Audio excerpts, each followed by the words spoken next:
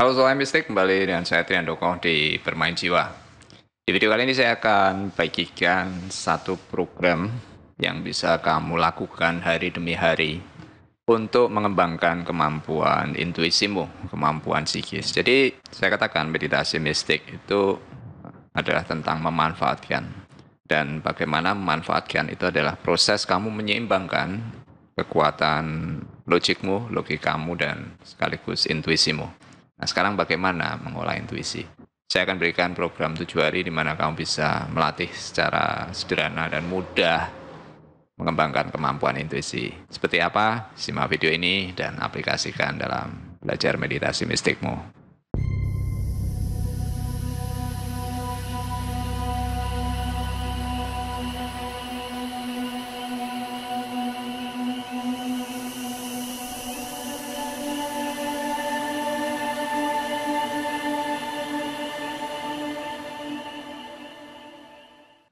Oke, sebelum saya mulai tutorial ini, saya akan berikan sedikit kamu gambaran, karena tidak semua orang tahu seperti apa sih intuisi itu.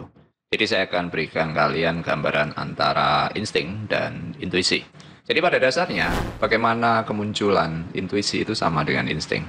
Nah, apa insting itu? Jadi begini, kamu itu sebetulnya wujudnya hanya pikiran, hanya gelombang. Ini yang katakan spirit, roh. Oke, nah wujud aslimu itu dan untuk belajar tentang hal itu, lalu kamu diberikan wujud fisik. Jadi kamu bukan tubuh yang memiliki jiwa, kamu adalah jiwa yang ada dalam tubuh. Nah, karena kamu diberikan tubuh, ini kan satu paket belajarmu. Kamu punya software dan hardware. Oke, kamu punya perangkat keras dan ada perangkat lunak.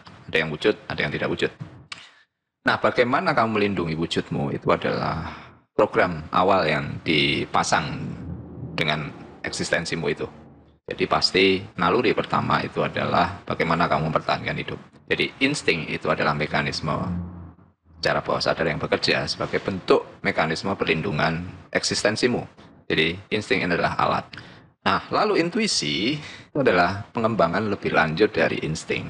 Jadi insting dengan ketakutan itu adalah satu paket. Ketika kamu bisa melampaui rasa takut, ini akan menjadi pengalaman baru. Dan kemudian ini akan menjadi intuisi. Oke, misalnya begini.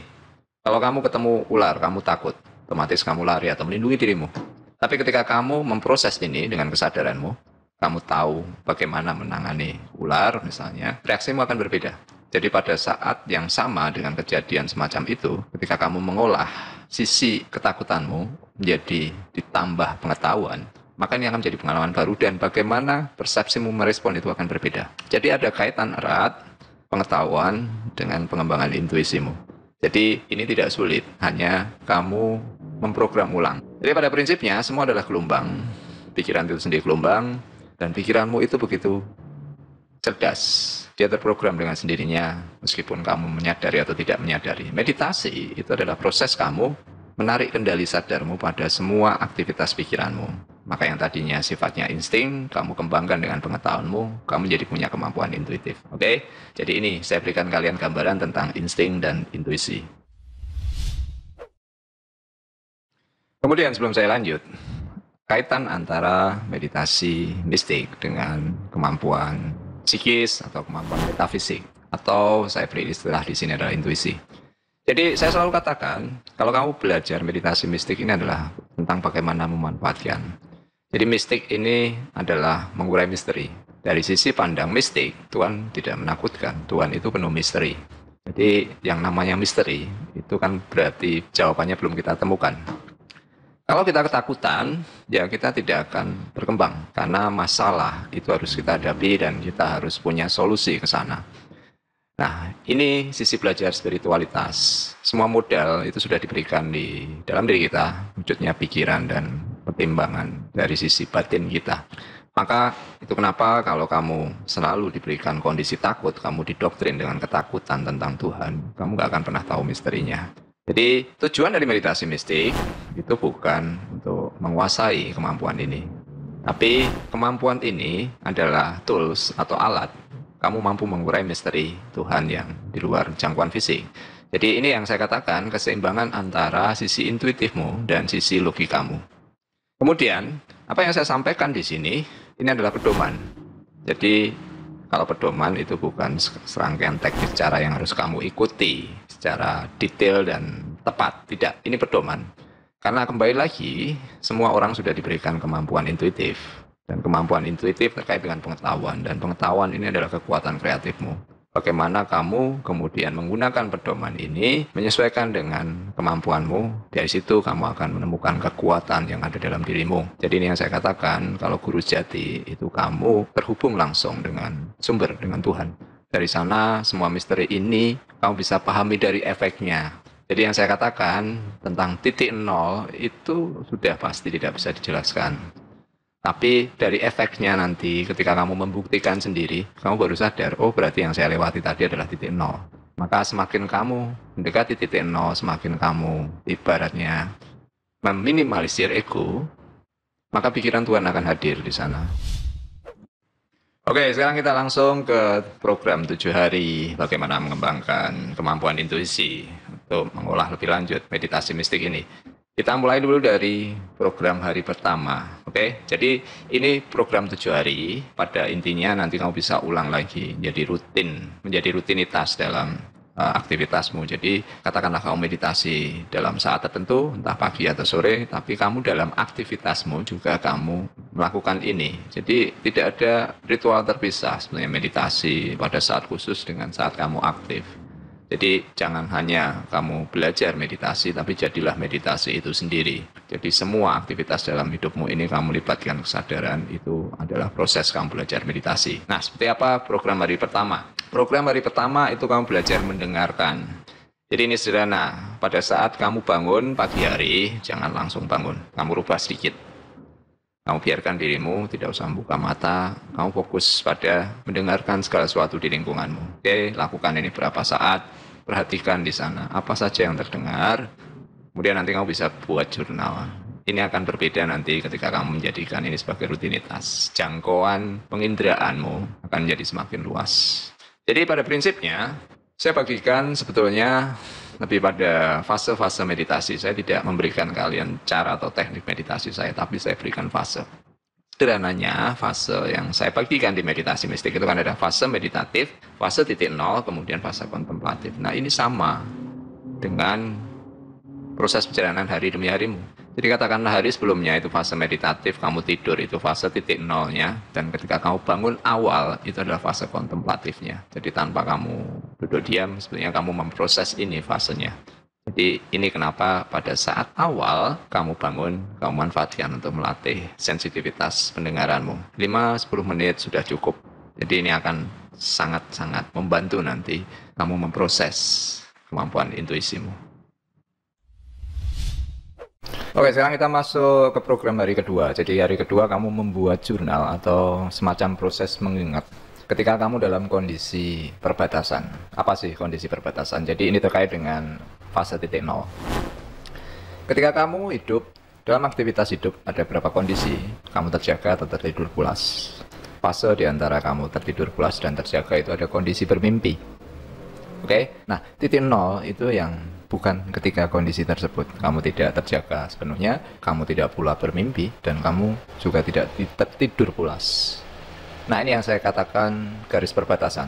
Jadi yang kamu lakukan sama seperti pada proses hari pertama.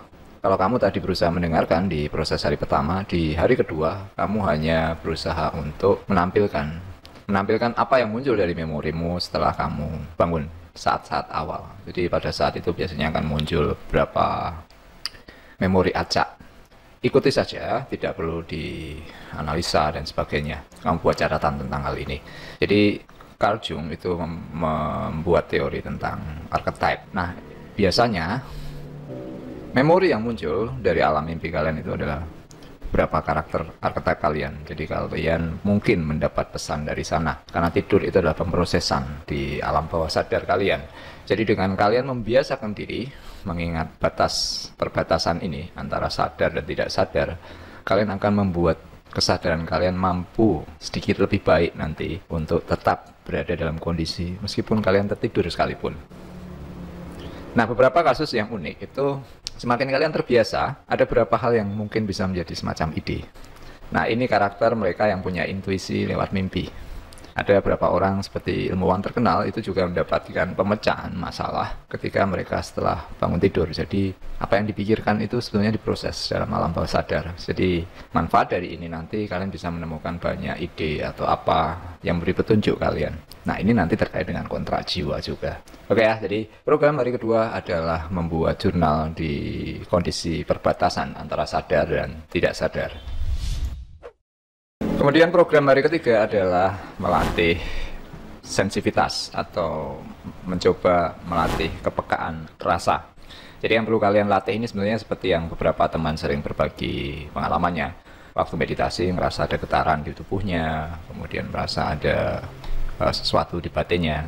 Apakah merasa pengen bergerak, pengen berpindah. Pokoknya ini terkait dengan sensasi rasa. Jadi di hari ketiga, masih dengan mata tertutup, kalian tetap rileks, rasakan setiap getaran yang ada dalam tubuh kalian. Beberapa merupakan jejak energi dari aktivitas kalian sebelumnya. Bisa juga jejak energi ini adalah petanda pada satu hal yang mungkin kalian akan alami. Oke, jadi ada rasa senang mungkin, rasa optimis, ya kan? Kemudian sensasi-sensasi di titik-titik tertentu. Kalian buat catatan saja. Karena kalian akan menemukan korelasi ini dari jurnal dengan apa yang nanti kalian akan lewati dalam hari-hari kalian. Oke ya. Jadi program hari ketiga adalah melatih sensitivitas atau melatih kepekaan rasa, baik rasa secara fisik di tubuh kalian maupun rasa secara kesan di batin kalian. Kemudian program hari keempat adalah melatih persepsi. Jadi persepsi itu apa? Persepsi itu adalah kesan dari sesuatu yang kita tangkap lewat indera. Jadi kalau tadi yang pertama kamu belajar mendengarkan, kemudian yang kedua kamu mencoba mengingat kondisi perbatasan, kemudian yang ketiga tadi merasakan. Nah, persepsi ini adalah tindak lanjut. Jadi 3 latihan sebelumnya tadi hanya untuk menampilkan. Nah, pada latihan persepsi ini kalian mencoba membiarkan kesan seketika kalian muncul. Seperti apa? Jadi misalnya kalian melihat orang, seketika kalian membuat penilaian, wah orang ini baik, wah orang ini misalnya tulus. Wah, jadi ini kesan yang tidak logik tapi muncul seketika. Nah, ini perlu kalian latih juga. Nanti kalian akan semakin terbiasa, kemudian menyesuaikan dengan apa yang ada yang benar-benar real, maka intuisi kalian menjadi semakin tajam. Jadi 3 proses awal yang kalian lewati, kemudian kesan apa sih yang muncul. Contoh kasus tadi seperti melatih sensitivitas. Kalau kalian begitu optimis misalnya, kan kemudian mencoba menebakkan di situ kesan dari yang muncul tadi kira-kira apa. Biarin saja. Apa yang muncul seketika ini akan terasa ketika kamu pada saat itu mengalir begitu saja. Jadi kalian merasakan perbedaan suatu hal yang muncul seketika dan sesuatu hal yang memang kalian libatkan tentang pikiran kalian itu sendiri. Jadi intuisi itu pasti mengalir. Intuisi berbeda dengan pikiran yang harus melalui proses.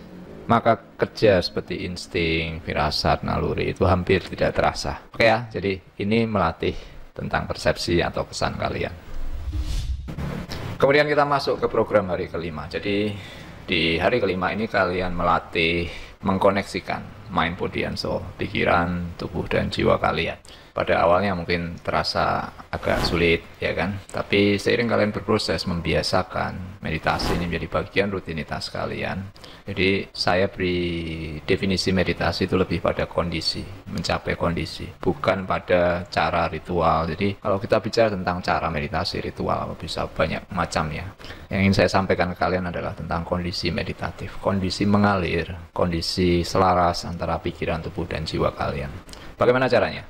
Jadi ini berbeda dengan yang sebelumnya. Kalau tadi saat kalian bangun dari tidur, kalau ini kalian sempatkan dalam hari-hari kalian, ada proses yang sedang berjalan, entah kalian kerja, entah kalian kuliah, sekolah, dan aktivitas apapun, sempatkan untuk break sebentar, kemudian mencoba merasakan nafas, mungkin dengan 10 hitungan nafas, ya kan? Nafas rileks mungkin.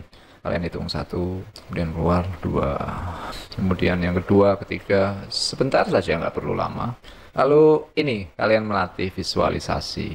Kenapa visualisasi? Jadi bahasa pikiran adalah bahasa gambaran. Jadi proses berpikir itu adalah menggambarkan. Latihan mental, latihan intuisi adalah latihan tentang penggambaran. Karena bagaimana kalian mengalami sensasi ini semua adalah dengan penggambaran. Jadi kalian gambarkan misalnya Ini terkait juga dengan latihan meditasi yang sempat saya bagikan, saya lupa di video yang mana, tapi proses kalian melakukan fase kontemplatif itu kalian punya dua dimensi sebetulnya. Dimensi fisik adalah lokasi di mana kalian berada, dan dimensi non fisik adalah tempat yang kalian wujudkan di mental kalian. Jadi kalian bisa coba visualisasikan kalian menuju satu tempat, misalnya rumah yang sengaja kalian bentuk dalam mental kalian. Kamu masuk di situ, ada ruangan, ada meja, ada kursi misalnya. Kemudian di meja itu misalnya ada laci, ada kertas, ada pensil atau pulpen. Kalian ambil kertas kosong dari situ, kemudian kalian tulis pertanyaan. Oke, kemudian kalian tutup, kalian masukkan kembali dan kalian tutup. Biarkan berapa lama, kemudian kalian tarik lagi, kalian keluarkan kertas tadi, tapi munculnya adalah sebuah jawaban, bukan pertanyaan lagi. Jadi pada awalnya terkesan seperti mengimajinasikan. Ini tidak masalah, karena pada awalnya jawaban pun tadi kalian coba imajinasikan, kalian ingin mendapat jawaban apa. Tapi seiring berproses nanti, semakin kalian pada kondisi flow atau kondisi yang mengalir, kesan atau persepsi atau intuisi kalian itu akan seketika muncul. Oke, jadi kalian bisa memanfaatkan ini, entah dalam kondisi apapun kalian kerja, mungkin kalian lagi jenuh, kalian lagi marah, kalian lagi seneng. Nah, kalian membiasakan jeda ini nanti akan memberikan efek yang besar pada kinerja mind, body, and soul, pikiran, tubuh, dan jiwa kalian. Jadi kalian coba selalu selaras antara intuisi dan logika kalian. Kemudian latihan hari ke-6. Latihan hari ke-6 ini kalian bisa melakukan, mungkin istilahnya adalah menghubungi semacam roh leluhur ya. Jadi kalau saya bahas ini mungkin lebih konotasinya kita berhubungan dengan roh-roh gaib. Tapi begini, kalian perlu sadari, pikiran kalian itu juga gaib, nggak ada wujudnya. Jadi yang kalian lakukan di sini adalah mencoba membentuk visualisasi kalian terhubung dengan seseorang yang akan menjadi petunjuk kalian. Ini terkait dengan guru sejati. Jadi yang namanya guru itu adalah informasi. Nah, informasi yang sejati itu adalah yang pertama kali itu kalian terima dari kesadaran kalian, dari sumbernya langsung. Nah, bagaimana informasi itu diterima? Bisa dengan penggambaran. Seperti tadi yang latihan hari sebelumnya, yang ini dengan gambaran sosok. Oke. Nah, sosoknya bisa mungkin garis keluargamu yang sudah meninggal, sosok mungkin guru yang kamu idamkan. Bagaimana caranya? Sederhana, sebetulnya hampir sama dengan program hari yang sebelumnya. Kamu bayangkan di satu tempat, lalu kamu visualisasikan untuk ingin bertemu dengan sosok tertentu, entah itu seseorang yang kamu kenal sebelumnya yang sudah hidup di masa lalu, atau juga mungkin dengan figur seseorang yang mungkin kamu ingin hubungi yang sudah tidak ada di dunia ini. Nah, kamu coba terkoneksi, visualisasikan kamu berkomunikasi, kemudian kesan apapun yang kamu tangkap di situ. Kadang bisa muncul pembicaraan yang jelas terdengar, kadang hanya semacam kesan seperti sesuatu yang kamu bisa pahami artinya meskipun tidak ada suara dan sebagainya. Oke, nah ini cara yang bisa kamu biasakan. Jadi ketika nanti kamu biasakan ini, kamu akan membentuk satu jalur untuk mencapai satu informasi dari sumber. Meskipun cara-caranya itu kadang terlihat tidak masuk akal. Nah, roh leluhur kita itu sebenarnya adalah bagian dari DNA kita. DNA itu mekanisme kerjanya seperti ya, wifi, ya kan, terkoneksi secara getaran. Jadi pada dasarnya kalian tidak pernah terpisah dengan siapapun, karena wujud semuanya adalah gelombang. Oke, nah dari situ nanti datanya akan menjadi satu hal yang mungkin terhubung dengan apa yang akan kalian lalui dalam hidup kalian. Oke, sekarang kita masuk ke latihan hari ke-7. Jadi hari ke-7 sebetulnya tidak ada satu hal yang baru dalam wujud latihan, tapi ini adalah bentuk evaluasi. Kalian butuh untuk menganalisa dan mengevaluasi pola-pola informasi yang sudah kalian latih di hari-hari sebelumnya. Jadi kalian coba temukan apa saja yang muncul di situ, keterkaitannya, kemudian pengaruh ke emosi kalian, kemudian kalau ada sensasi, kemudian apa yang memang benar terjadi. Jadi dengan membiasakan ini, maka kalian menemukan keterhubungan antara dimensi mental kalian, sisi kejiwaan kalian, dari kinerja intuisi, kemudian informasi mana yang muncul seketika itu tadi, dan apa yang benar-benar kalian alami. Keterkaitan di antaranya. Jadi ini sama dengan fase meditasi mistik, fase keempat dan kelima, fase jurnal dan evaluasinya. Oke, jadi ini latihan sederhana, kalian bisa lakukan. Selesai 7 hari pertama, kalian bisa buat ini menjadi satu rutinitas bangun pagi kalian. Mungkin tidak lagi hari demi hari, tapi rangkaian latihan-latihan tadi kalian rangkum dalam aktivitas setiap hari. Jadi kalian punya waktu khusus untuk bermeditasi, tapi kalian juga melakukan hal ini. Artinya tidak ada lagi batas meditasi, baik duduk diam maupun meditasi secara mental dengan melakukan aktivitas atau meditasi aktif.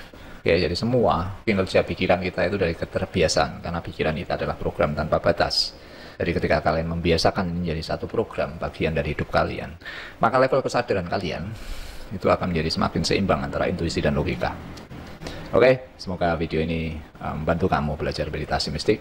Kalau kalian suka dengan topik ini, silahkan like, kamu bisa share juga, dan kalian bisa berbagi mungkin di komentar atau di grup yang ada terkait dengan bermain jiwa. Jadi kita satu sama lain saling berbagi pengalaman pribadi, pengalaman yang benar-benar kita alami. Kita belajar dari kesadaran kita sendiri, bukan hanya dari pengetahuan di luar diri kita. Sampai ketemu di video selanjutnya. Selamat bermeditasi, selamat bermain jiwa.